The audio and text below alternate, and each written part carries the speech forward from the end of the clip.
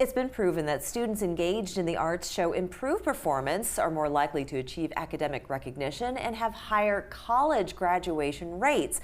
Well, here to share more on just how imperative an arts curriculum is, let's welcome Dr. Shelly Goughnour, Assistant Academic Director for Visual and Performing Arts for the Charleston County School District. Glad to have you with us. Love talking about this subject. Thank you for having me. And as we were talking just before we got started, had it not been for the arts, I really don't know where I would be today in life. You know, it has such an impact because it also gives kids this outlet to express themselves and to know what other skills lie beyond academics. So why don't you, from your perspective, share with our audience just why your position and having arts in the curriculum so good? Absolutely, yes.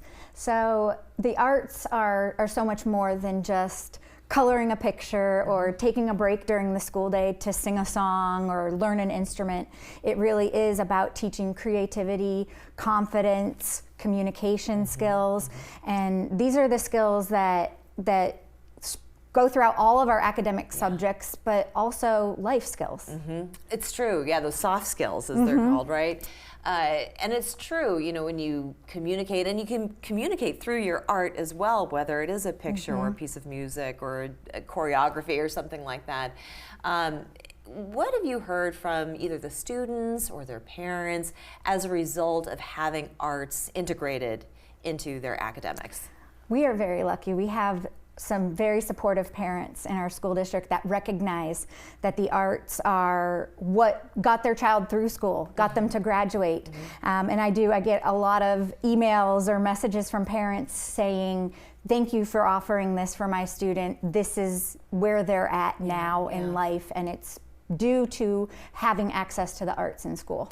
You know, another interesting statistic that I had read is that even students in certain lower income neighborhoods who had arts as a part of their curriculum, that they have 5 times lower dropout rates. So it really doesn't matter what your socioeconomic status is, but the fact that you actually have access to visual music, whatever the case may be, that it improves your station in life. Oh yes, absolutely. And there are a lot of studies out there on how the arts have actually been used to turn around low performing schools and providing access to visual art, dance, theater, music classes can Why help. are we seeing funding taken away from these programs then? That is a very good question. What is the health of the program here in Charleston? Here in Charleston, we are very fortunate. We have a superintendent right now who is very supportive of arts education and a school board that they want to ensure that all of our students in the district have access to different arts programs.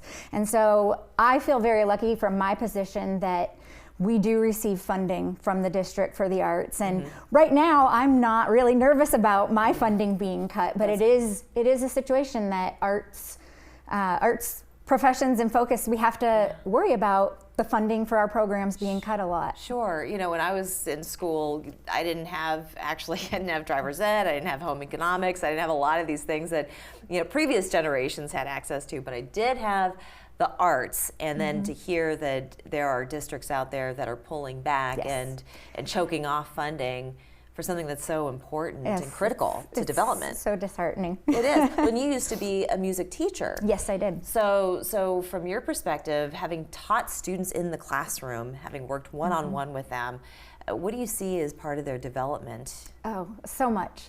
I see students who are afraid to speak and then they'll sing and they really find their voice in a classroom. Students that don't really want to work with their friends in other academic subjects, and they're collaborating and cooperating with their classmates. Sure. And with the Charleston County School District, so you have some really interesting programs that promote community involvement as well, with the Gilliard and with other venues. Can you just briefly tell our audience a little bit more about that? Yes, so we partner with the Gilliard Center, the Gibbs Museum of Art, pretty much Charleston Stage, every arts organization in the community we are really friends with and partners with, and we work together with those organizations to make sure that we're giving that access to all of our students. Yeah. And I've seen it, I've seen students who had never stepped inside of a beautiful big theater before, and the moment they go in and they sit down, it's like awe-inspiring. One of the best moments as a teacher, I think, is seeing when a student walks in and their face lights up, and to give them that where they may not be able to get it is just amazing. They've never been exposed to it before, and they always thought, oh, never me. Right. But then it becomes them, and the dream is that much closer and within reach. Incredible stuff. So close us out, if you would, why Arts Education Week is so important.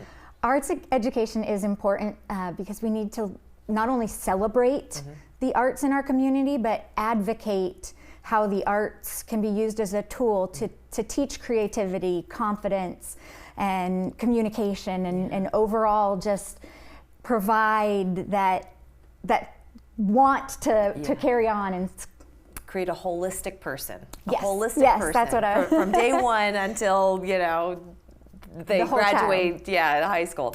Well, thank you so much for coming on and Thank sharing you with for us. having really me. Great having you. Thank you. We'll be back after this.